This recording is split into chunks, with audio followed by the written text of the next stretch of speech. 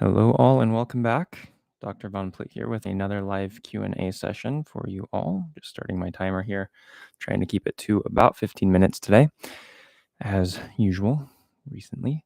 Today, I'm going to jump into, as usual, questions and comments from videos. But before I do that, I want to acknowledge a couple new supporting members. So let me go over there. There is a new supporting member, Gary Ford. So thank you, Gary Ford, for becoming a supporting member. I really appreciate you and all the supporting members out there. And then JOA also rejoined as a supporting member. So welcome back, JOA. Thanks for joining and thanks for your support as well. And without further ado, let's jump over to the comments. So there is a rather large comment/question that I want to get to first before moving on to other ones. It is possible that this is the only one I will get to in this video. So there's that.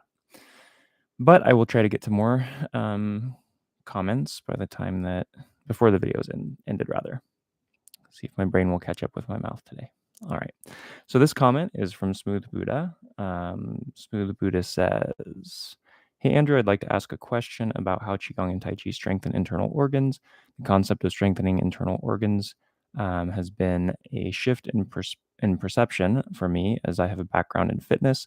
So I used to view health and fitness from the perspective of just strengthening muscles, bones, joints, lifting heavier, and running faster. But now I'm exploring Qigong and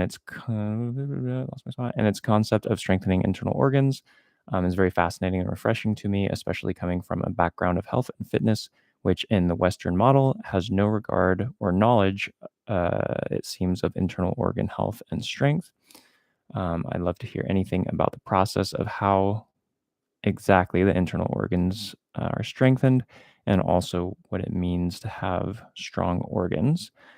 Let's see. A few insights have come to me. I'm reminded of how, when I was younger, how I could never stand still and was always moving, fidgeting, etc. Then the thought occurred to me that just to be able to stand still and unmoving in one spot requires an internal, perhaps organ strength, which many of us don't really have due to the stress and strains of life. If our organs are weak, we're never grounded enough to sit or stand without having to move, change posture, etc. Also, a revelation that we often equate high performance and strength and speed, explosiveness, and quickness of movement, but never consider the Herculean strength it can take to remain in a still standing Janzhuang posture. Let's see. This has been on my mind a lot lately, balancing external strength with internal organ strength, which is something I read from a Shaolin master. Let's see. I can see how the breath is very important. Been able to take full diaphragmatic breaths, which when done correctly should massage your internal organs, etc. Breathing is something I have done, or breathing is something I have also, let's see if I can actually read today also. It's been a long day. So breathing is something I've also not bothered to pay attention to in the past, especially when running, lifting, and even everyday life. But now everything begins to have a new quality to it, incorporating breathing and movement together. Apologies for the long-winded rant of a question. All right, so that is a great bit of insight and questions put together in that comment/question. So thank you for taking the time to write all that out, Smooth Buddha. So let's take this a little bit at a time and just kind of run through it. So let's see, questions about how Qigong and Taiji strengthen the internal organs. Okay, so the concept of strengthening internal organs is a shift in perception because it's not really something that's viewed or considered in the Western, perspective. So I'll comment on that first. Yeah, a lot of times in Western medicine, the view is either things are working or they aren't. You don't really need to pay too much attention to various things until something starts to go wrong. Then you have a medication to fix that, or not fix it, but at least keep things working as long as possible, even sometimes at the detriment of other things. So yeah, it's kind of a new perspective to think of strengthening organs, rather than just strengthening like external components like bones, muscles, and joints. Let's see.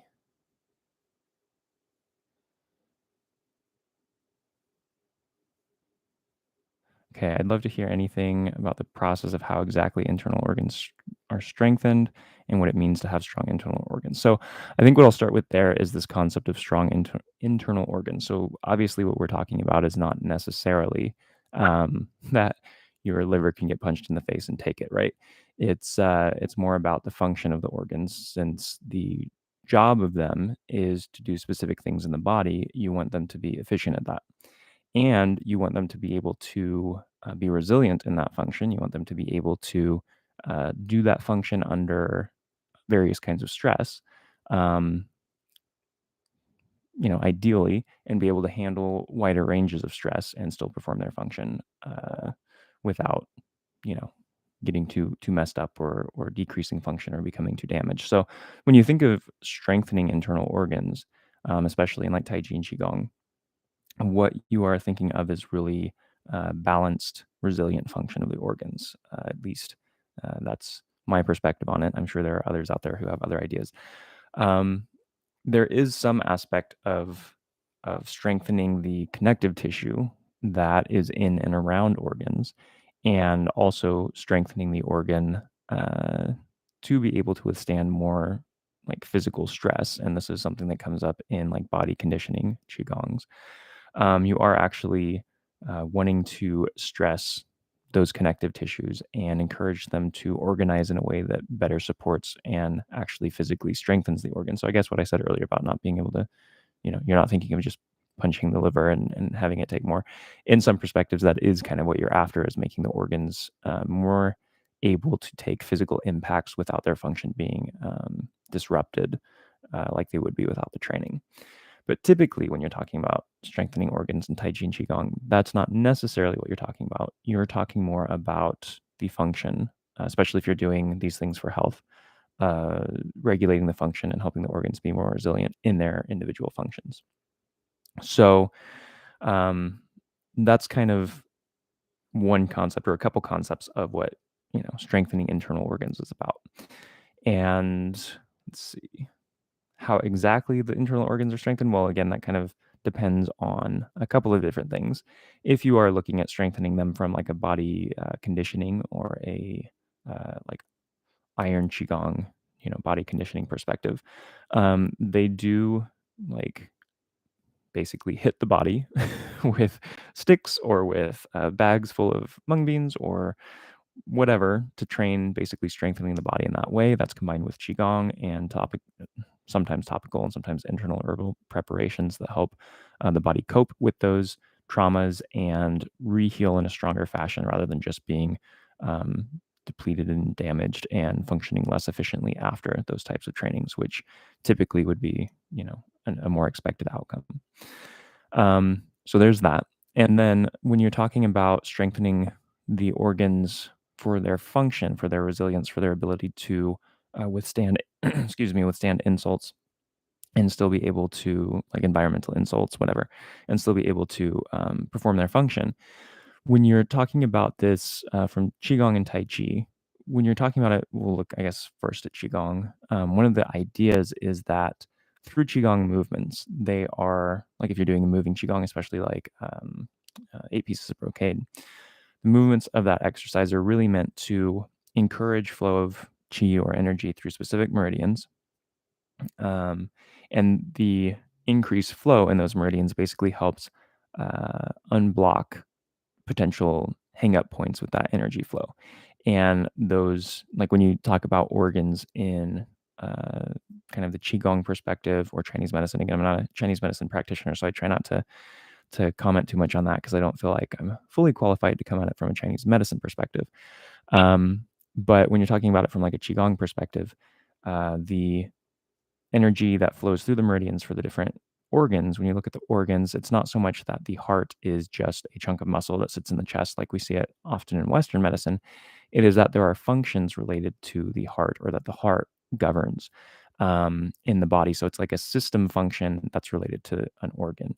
And so the organ does relate to that function, but it's not the end all be all of that organ. So when we're talking about strengthening like the heart, it's not just strengthening the muscle of the heart, although that may be part of it.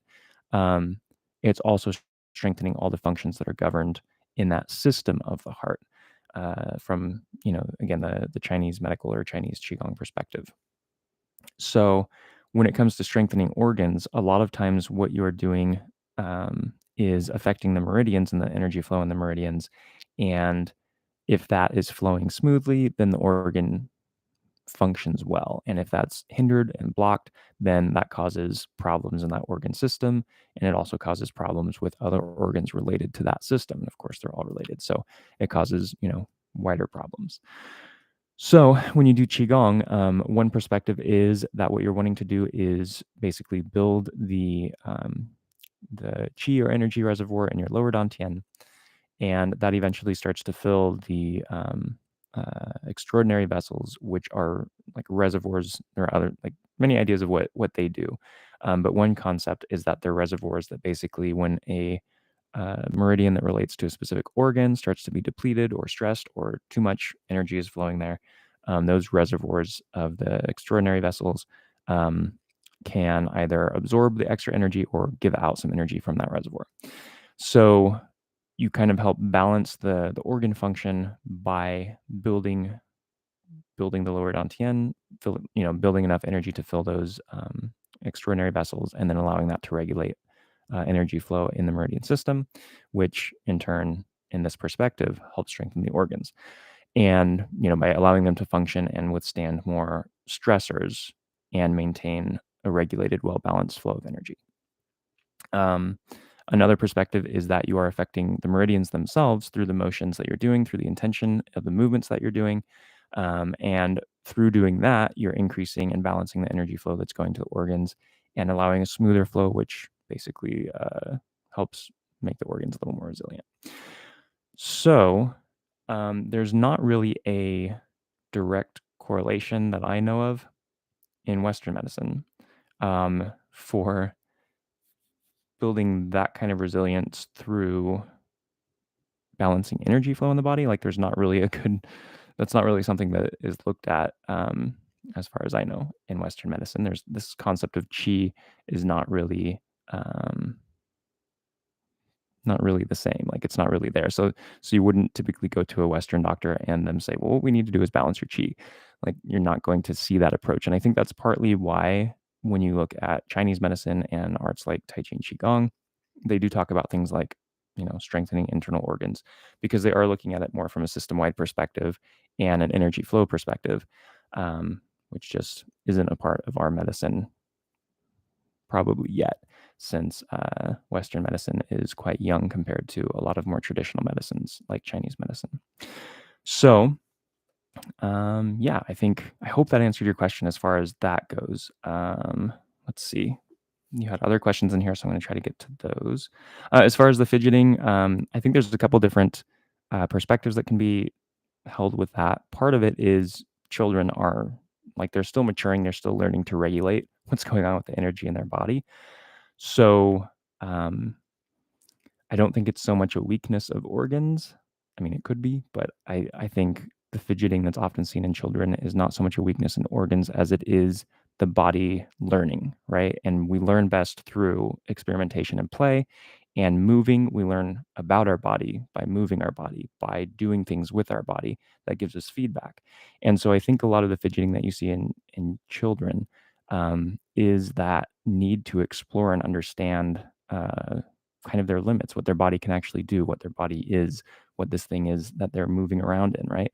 And so, yeah, that's one perspective. I know that from conversations that I've had with Chinese medicine practitioners, the idea of fidgeting or not being able to sit still, or like anxiety, can sometimes be related to a yin deficiency. And so that is kind of its own symptom picture that could be addressed with a Chinese medicine practitioner. So I think if fidgeting is to the point where it's not like a normal part of the developmental process, and it's something that needs to be addressed, that would be something that would be great to work with a Chinese medicine practitioner on, because they would be able to look at that perspective and see what it is that's out of balance. I don't know if you could say that it's because one specific organ is out of balance or because the organs are weak necessarily, like as the only thing that would cause fidgeting. But okay, that's 15 minutes, but I'm going to keep going because I don't want to stop this right in the middle of this comment. So yeah, I think that's, it's a possibility that it could be due to some organ weakness. It could be yin deficiency. So there's too much yang that's driving too much motion in the body that can't be controlled. So again, there's not a direct, as far as I know, not a direct correlation with that description in Western medicine. So let me see here. With the comment about the Herculean strength that it can take to remain still in Zhuang posture, this is something where it does seem like it requires a lot of strength, but it is something that should require less strength as you move forward. If you find that you're using, and it sounds like you're talking about internal strength, and that is what you want to be using. But standing in Zhuang in the beginning will feel more like a lot of effort. As you progress, it should feel like less effort. It should feel like something that's supported internally and not something that you really have to struggle and fight to maintain. So there's that thought too, that the effort that's involved should start to decrease really, or the perceived effort should start to decrease as time goes on with that. Let's see. Balancing external strength and internal organ strength. So it is when you strengthen, like I was saying earlier, when you strengthen the lower dantian, when you have the extra chi stored in that, that does benefit like strengthening the organs by allowing them more playroom with what they can withstand, and balancing that with external training, I think, is very important because if you train one thing too much at the detriment of other things, that's not balanced. That's going to cause different kinds of problems.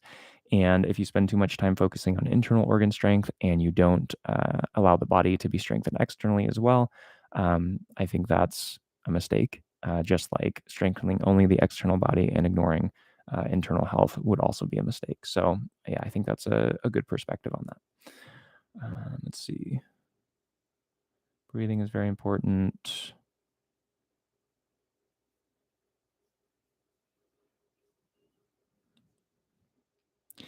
Yeah, so the incorporation of breathing with movements, that is something that, I mean, just observing any people doing work, you will see, like physical manual work, you will see how breathing affects what they do and how what they do affects how they breathe.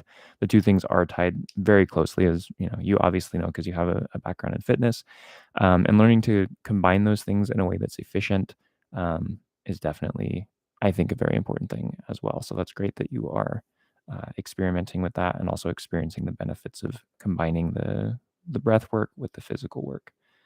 Let's see, I think that's everything in the question/comment.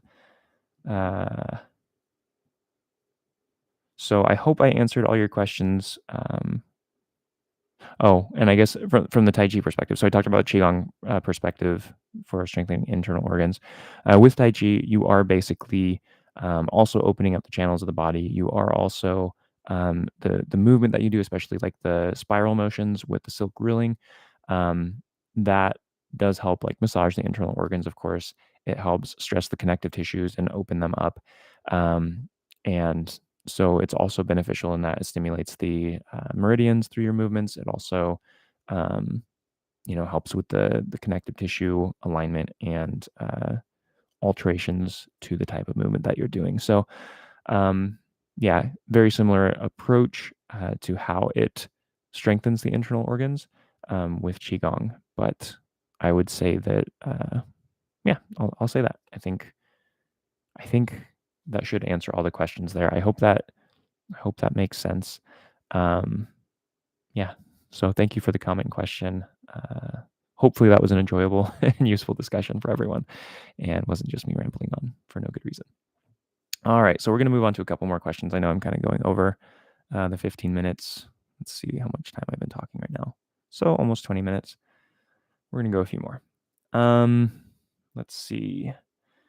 This one is on a pretty old video of mine. This is the Yang Taiji Saber Partner Flow Exercises video, or exercise 9.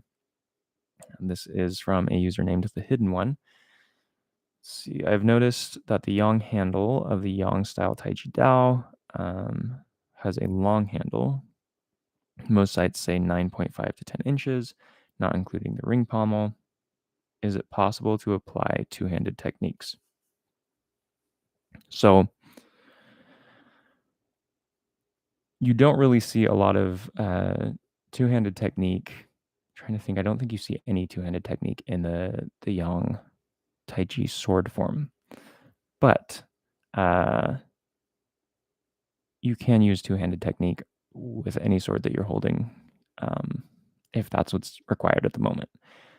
Typically, sabers are in the Taiji Dao, or the Yang Taiji Dao, I should say, or saber is it's a smaller, lighter sword. So one-handed use is kind of what it's geared toward, I would say.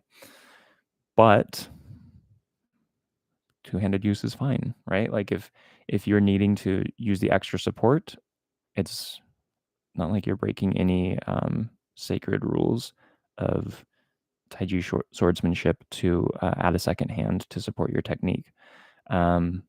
So I think, yeah, that would be my response there. I know that, like, when you look at the jian, or the straight sword that's commonly called the Tai Chi sword, that you can use two-handed techniques on that too. A lot of times you see that as you have, well, let me change so I can see what I'm doing here. So you have the hand that's holding the sword, and then you typically just grab it like this, because it's usually the handle is enough to hold with one hand. Sometimes they're a little extended, so you can get half a hand or another hand on there. But typically you would see that as just gripping over the top of the other one. You see that more commonly in the Chen style straight sword form, but you see that also in the Yang style sword form. And often in Yang style, it's more of just placing the hand on the back, but that placing there is basically a reminder saying you can two-hand hold this sword. So yeah, it's really one of those things where you do what you need to do to if we're looking at it from a perspective of these being martial weapons that were used for staying alive, you do what you need to do to stay alive, right? So can you use two hands? Yeah, you can use two hands if that's what you need to do. And that's, yeah, totally fine with the straight sword and with the Taiji Dao. And when you look at Chen style, you see that they still use the broadsword Dao with their forms. And the Yang style is a descendant of the Chen style. So, and you of course can use two hands on the broadsword, although it is typically, wielded as a one-hand sword. So I think I've answered that question many times now, so I'm going to move on, but I hope that makes sense. Hope that was useful for you and all the people out there watching. Thank you for the comment, The Hidden One. All right. Let's see. Taiji 10 form video number 2. I guess this is video 3 for movement number 2 from Patrick Tam, who is a subscriber. Thank you, Patrick, for being a subscriber. Patrick says, love the different perspectives, details, thoroughness, and user-friendliness of your instructions. Thanks for the feedback, Patrick. I'm glad to hear that the format of the video is useful for you and you're able to learn well from it. So wishing you all the best in your training, and thanks again for the comment, and thanks for being a subscriber, and thank you to all the subscribers out there. Let's see. Think Chair commented on a previous Q&A session saying, hi, Andrew, I have not watched video yet. In addition to Qigong, I believe fasting and following Weston Price nutrition guidelines will address most adrenal issues. Thanks. So thanks for the comment, Think Chair. Yes. So when it comes to, and again, that video was about a question related to adrenal fatigue. Typically, adrenal fatigue is not really recognized, and there's not good evidence to support adrenal fatigue as it sounds, but there is plenty of evidence to support HPA Access dysregulation, which describes the symptoms that are attributed to adrenal fatigue, which is kind of an old school term that is slowly being replaced by HPA Access dysregulation, which is more accurate and more studied. There's more information about that. So anyway, kind of a side trail there. Yeah, so Qigong, sure, can be helpful. Fasting. So fasting is great for a lot of things that can be attributed to adrenal fatigue. And something like intermittent fasting. So again, disclaimer, this is not medical advice. This is just information for your education and entertainment. When it comes to things like fasting, especially intermittent fasting, a lot of people make the mistake of using it for weight loss. And what it really is best for is kind of resetting things like insulin sensitivity, things like other, waking up, I guess you could say, other metabolic pathways for generating energy, where we're very used to having our energy production from the food that we're eating on a regular basis. And you take that food away and your body has to kick into gear and say, okay, how do we, extract energy and make that energy on our own without pulling it from the food that we're eating? And so it just kind of keeps those pathways healthy. And yeah, so with HPA axis dysregulation being kind of a dysregulation of the body's sort of threat response mechanism. Something like fasting, I mean, work with someone who who knows what they're doing, where you can do this with them, so that there's good monitoring. They know if this is the right thing to be doing, because when you fast, when you go without food for an extended period of time, even if it is just intermittent fasting, you're skipping one meal, what you're tending to do is put your body in a deeper stress response because it's having to go without food. So it starts to think, okay, we're starving. Like we don't have the nutrition we need. And so that generates stresses in the body. So if you're in an already depleted state, you have this dysregulation and you are already basically having too much threat response to things that are not threatening, and you throw your body further into a stressful state of fasting, that's not always the best approach. So, in certain circumstances, I would agree fasting can be helpful, not in all circumstances. Let's see, following Weston Price nutrition guidelines. Overall, I would say Weston Price nutrition guidelines, it's really geared toward whole food nutrition, um, you know, pasture raised, organic, non-packaged things. I couldn't agree more with that. I think this nation is like, we are slowly destroying our health, maybe not so slowly, by the amount of processed foods that we ingest and how we eat so many things that are not food, not really food. And so, I think that as far as that goes, Weston Price nutrition guidelines make total sense to me. Um, so, yeah, I think if you reduce the processed food in your diet, you reduce processed carbohydrates, you focus more on healthy whole foods, things that have not been processed, like I said, non-processed foods. That's going to, take you really far. I don't know that by itself will deal with all the issues. I know you say most adrenal issues or HPA axis dysregulation issues. I think no one is going to be harmed by eating a whole foods diet, getting away from foods that are soaked in pesticides, foods that are, like animal foods that are raised in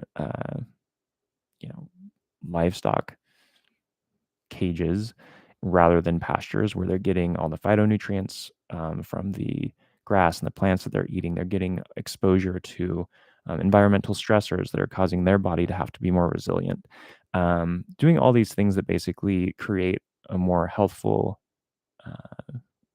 food from that animal and creates a healthier profile, like fat profile. Yeah, I think you're going to do much better if you're eating those whole foods, going organic, going pasture raised. So, but at the same time, while I think that will help with most things, I think that because of our current lifestyle, because of how we live and what we do to our bodies on a regular basis, The light exposure that we're getting constantly that is completely out of sync with what our circadian rhythm should be set to, which is natural light. I say as I'm in a lit room staring at a bright screen, but I do have my blue light blocking glasses on, which is helpful, but not the whole picture either when it comes to light signals. So yeah, I think that there's a lot we can do with just whole foods. There's a lot we can do with things that kind of reset the body's metabolic mechanisms. There's a lot we can do with changing, signals from our environment as to whether we should be waking up or going to sleep, or whether we can rest and digest, or if we need to be like get that stress response going. But I don't think that saying just fasting and following Weston Price nutritional guidelines is the entire ticket. I don't disagree in that these things are definitely going to be helpful in the right circumstances. Whole foods, of course, like every circumstance, that's the way to go. But yeah, so there's my wild tangent of a response to your question, or your comment rather. So thank you for the comment, for something to talk about a little bit, and I wish you all the best, Think Chair. And I'm going to move on. So I think I'm just going to go through a few more because it has been a while since I've done a live stream apparently, and so questions are starting to pile up and comments are starting to pile up, and so this is just going to be a longer one, I guess. Let's see. So Dan Keck, a subscriber to the channel, responded to my answer in the video I was just discussing that talked about adrenal fatigue and nutritional support. Dan says, thank you so much for the information / knowledge sharing. I can't find anyone within 250 miles. It's a shame I cannot be your patient. Thanks again. I'm so glad I found your channel. Well, Dan, thank you. That's a huge compliment. I wish you lived closer. I would love to have you as a patient. I do know it can be very difficult to find providers often. If you are looking for a Chinese medicine practitioner or a naturopathic doctor, that can be more difficult at times, depending on where you live. You can also look for functional medicine MDs. Typically, functional medicine MDs have been, or integrative practitioner MDs, have gone to do additional training beyond their medical doctor training. And so they are more open to using more strategies to address difficulties that people are experiencing. And the idea with it being functional medicine is, in the past, the term functional condition was basically saying this is in someone's head. But that term has kind of changed over time to mean basically it's a condition that we don't have, or we're starting to have, but in the past we didn't have recognized diagnoses that matched it. But something's clearly going on with the patient, even if their labs look okay. Something's clearly going on with the patient, even if the measurements that are recognized in standard medicine all are coming back fine. They're experiencing something, and it's not just in their head, like something's going on. And so functional medicine starts to look at, well, okay, so maybe there's not something on their labs, the traditional kind of standard medical labs, or something that you see on physical exam and the traditional standard medical physical exams, that shows some overt pathology. But things are not functioning right. Like something's out of whack, and that's why they're experiencing these symptoms. So it looks more at the function of things rather than just the overt anatomy and potential pathology. And this is becoming more and more accepted, which is very exciting because this is something that people definitely need. And this is something that really helps people move away from this idea that you need to be dying, to get someone in, medicine to take you seriously. You can be experiencing something that is not life-threatening, but is still affecting your health, your mood, how you're going through life, and needs to be addressed. So you can also look for functional medicine practitioners. You can look for integrated medicine practitioners, and you may be able to find an MD in your area, maybe even someone who accepts your insurance, ideally, that will still be able to help you in a way that is meaningful to you and that addresses the things that you need addressed. So hopefully that's helpful. I did put a link in the last Q&A, the adrenal fatigue and nutritional support video description, for a website where you can go and search for specific types of practitioners. So I don't know if you use that, but hopefully that's a good resource for you. I don't have any affiliation with them. As far as I know, it's completely free. When I tried using it, it was free. So I hope you have the same experience, and hopefully that's a good resource for you. So thank you for the comment. I'm sorry to hear that you're not finding someone at the moment, but I do hope that changes soon. And thank you for being a subscriber, Dan. Alrighty.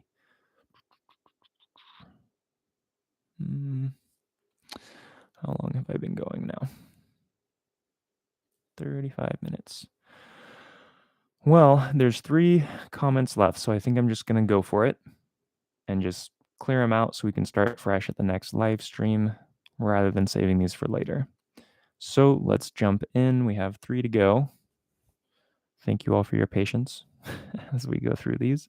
Thank you all for the comments and questions also. Really enjoy the feedback. Really enjoy hearing from you all. All right, this one is from Christine Spicone. Let's see. This is on a previous Q&A session, video, live stream. Let's see. Christine says, Andrew, thanks for the acknowledgement on my and others' comments. And I learned from all of your following. I've just started to make comments on anything you do for security reasons. I don't want to take up your time with extraneous banter, but I appreciate your wanting to pronounce my name correctly. You did it justice. Accent on the O, like saying O, Spicone. Rhymes with Stallone, like the actor's name. Very cool. Even in Italy, it's pronounced this way. This is way off topic, but thanks for respecting and using different direct address to your. Yeah. If I can read, I apologize for messing this up. Okay, so we'll start that again. This is way off topic, but thanks for respecting and using direct address with your followers. It is effective and demonstrates their thoughts when working around listening to podcasts.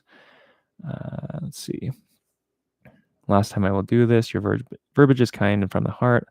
I'm currently recovering from broken hands, etc.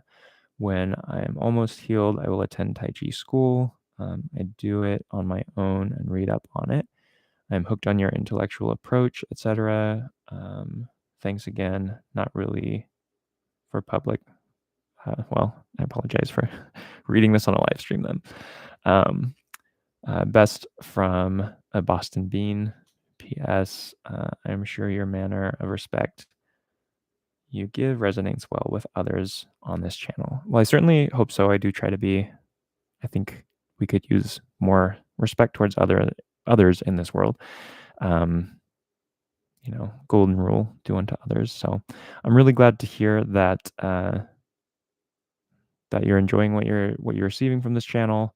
Thank you for giving me the correct pronunciation of your last name. I will try to do it justice from now on.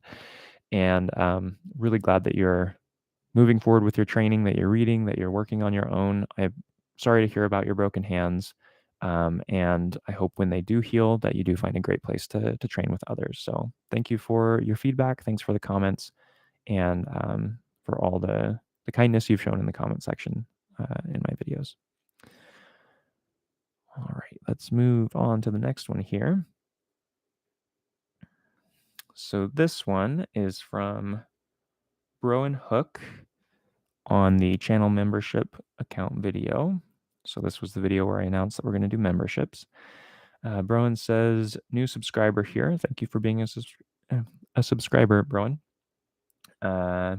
New subscriber here. A little early for me to become a member as I am still exploring your channel.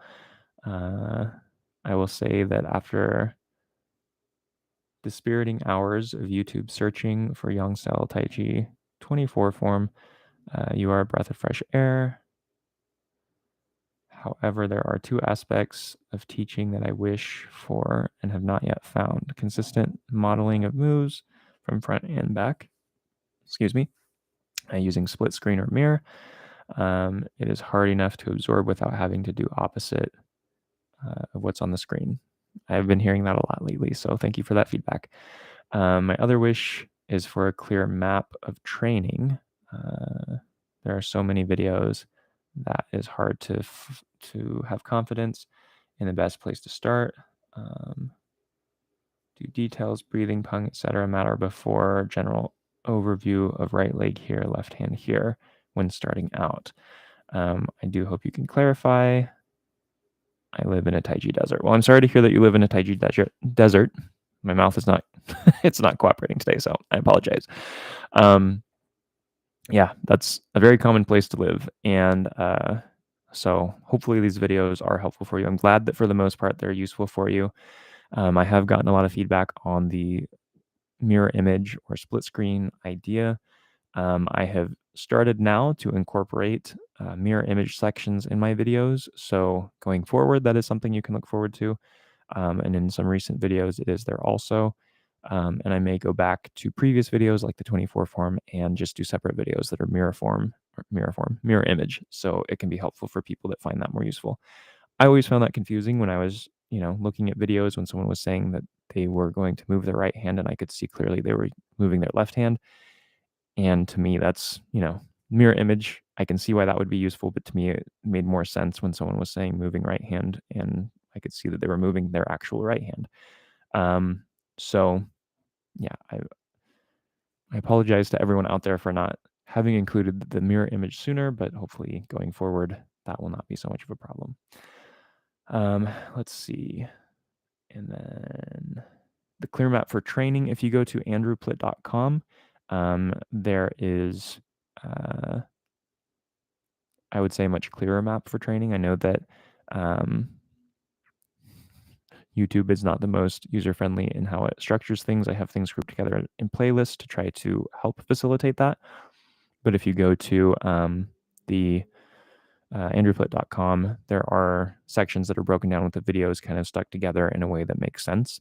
So hopefully that will be a good resource for you. And then as far as do details such as breathing and pung, etc., matter in general or matter more than the general overview, there are different perspectives on this. There are some people who say that you need to do standing post for your first year or two before you go on technique moving things. You need to develop the internal, you need to have the internal awareness, all these things before you start going into your moving practice.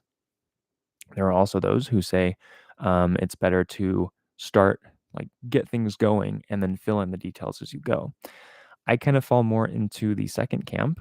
I think a combination of the two makes the most sense. Work on developing those things while you're learning the external aspects of it. I think it makes complete sense to start with just learning where your hands and feet go, because that is what allows you to start to implement those internal things and develop those internal things. If you are constantly trying to figure out where your hands and feet go after developing the internal things, it's not a bad thing necessarily, but I think it's not as efficient. The downside with that is it is entirely possible to learn where the hands and feet go and think that because you know where the hands and feet go, you know all of Tai Chi, and not to go deeper. And I think that's kind of the danger of doing it that way. But you're still going to get some benefit from just going through the motions as well. So you won't get the same benefit as if you go deeper and work on those, breathing and pung and moving from the center and silk ruling and all those things. But you'll still get some benefit. If nothing else, it's exercise, right? So I would say start moving, learn where the hands and feet go, simultaneously do your standing post Qigong training, do the things that help you develop the pung, do the things that help you develop awareness of breathing, body structure, frame, silk ruling, all of those things do as well. But don't feel like you have to master those things before you go onto the form, because those things work hand in hand with the forms. And those things work hand in hand with partner training. So the more I think you can combine those things, the more understanding you will get of each of those things. The more you separate those things, the more you see them in isolation, and combining them becomes more of a chore, I think. And so, I would say start with all of them. But if all you're able to do right now is find out where the hands and feet go, start there, and that's totally fine. So I hope that answered your question. Thank you for the comment. Thanks for being a subscriber. And let's see. Hope that clarified your question there. Hope that was useful. Hope that was useful for everyone out there. And I'm going to move on. So let's see. This one is from one of the Taiji Sword basic videos, number 7. This is from Kathleen Sinclair Thomas. And Kathleen says, thank you for your informative video. Some of my classmates tend to poo-poo the cleaning process. Excuse me. I feel there is a bond with your weapon, whether a fan, knife, sword, etc. I find respecting and cleaning the weapon calming.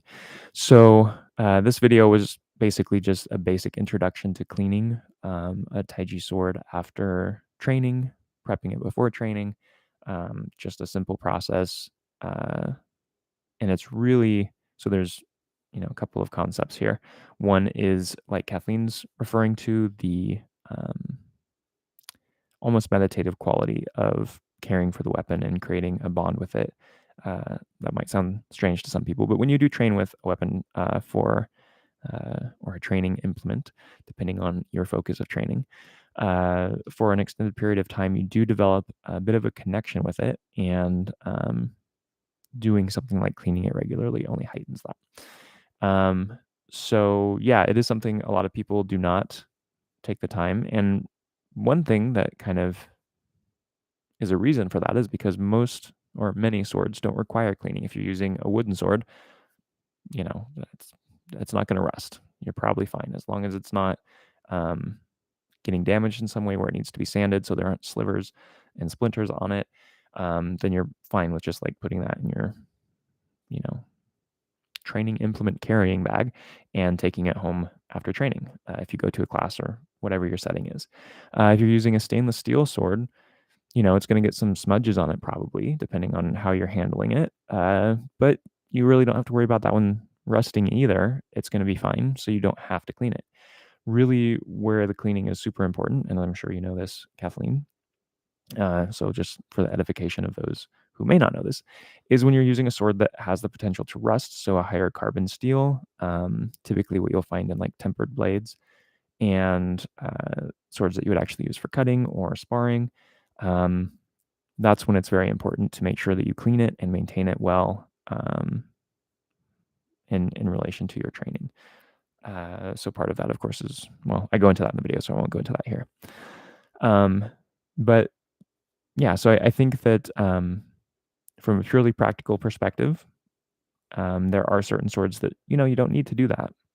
But from a training perspective, I think that showing the respect to the things that you own, to the things that you train with, uh, kind of returns this concept of the value of things that we have and moves away from the disposable item mentality that we have very commonly in this country. Everything is only to be used once or twice and then discarded for the next thing, even electronics, which are quite expensive. So it's like crazy that we just are constantly, going through them so quickly.